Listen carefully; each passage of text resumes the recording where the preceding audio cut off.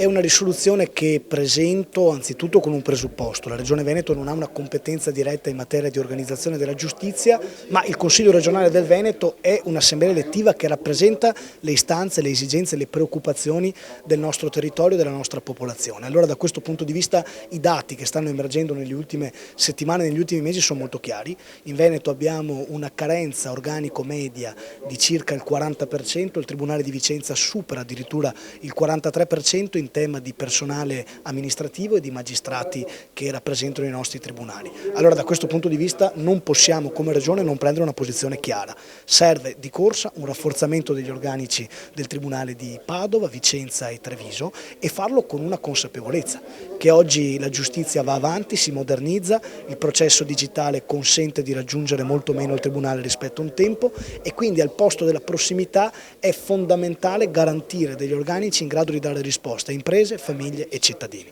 Da questo punto di vista l'obiettivo politico della risoluzione non è andare contro qualcuno o qualcosa, è certamente esprimere gratitudine per lo sforzo storico che il governo sostenuto dal centrodestra unitario in questi ultimi anni ha fatto in materia di assunzione di personale, ma dall'altra parte ribadire quanto l'Ordine degli Avvocati di Vicenza, Padova e Treviso, i presidenti dei 3 tribunali, più di 50 sindaci sul territorio vicentino, i 3 sindaci delle città capoluogo interessate stanno manifestando in questi mesi, ovvero l'esigenza di rinforzare adeguatamente e sufficientemente gli organici dei nostri tribunali prima di andare verso costituzioni di tribunali anche nuovi che sono auspicabili per i territori ma che non possono certamente passare per una sottrazione al personale dei tribunali esistenti. Se si va a rinforzare con nuovi tribunali bisogna farlo con personale aggiuntivo e mantenendo un confronto stabile con l'attuale territorio in merito alle esigenze e le priorità di intervento in materia di giustizia. Per quanto riguarda la situazione del Tribunale di Vicenza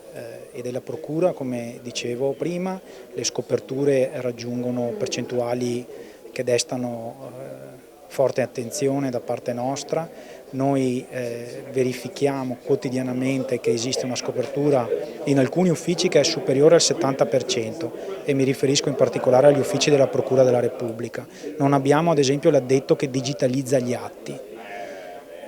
Per quanto riguarda le scoperture del Tribunale viaggiamo tra il 48 e il 50%, abbiamo preso atto di quanto ha detto il sottosegretario Ostellari, ma la quantità di personale annunciata è sostanzialmente una stabilizzazione degli addetti dell'ufficio del processo che oggi si trovano in un numero di 38 e domani mattina ne avremo stabilizzati 25, quindi praticamente ci troviamo con 13 persone in meno che lavorano all'interno del Tribunale domani mattina. Sul tema che riguarda invece l'apertura del Tribunale di Bassano del Grappa, la nostra è una posizione storica, è una posizione assolutamente contraria perché riteniamo che quello della vicinanza dei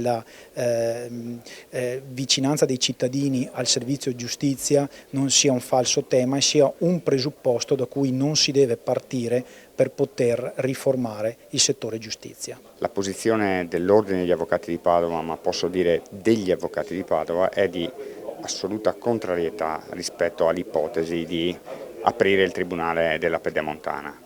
Questo perché ciò comporterebbe, come si legge nel disegno di legge delega, un depauperamento delle risorse già scarsissime che sono presenti nel Tribunale di Padova. Vorrebbe dire frazionare, qualcuno ha detto l'atomo, dico io il poco che c'è, e vorrebbe dire creare ulteriore inefficienza. Quindi dietro il manto della prossimità in realtà si cela il pericolo, ma direi la certezza, dell'inefficienza e di una giustizia di scarsa qualità.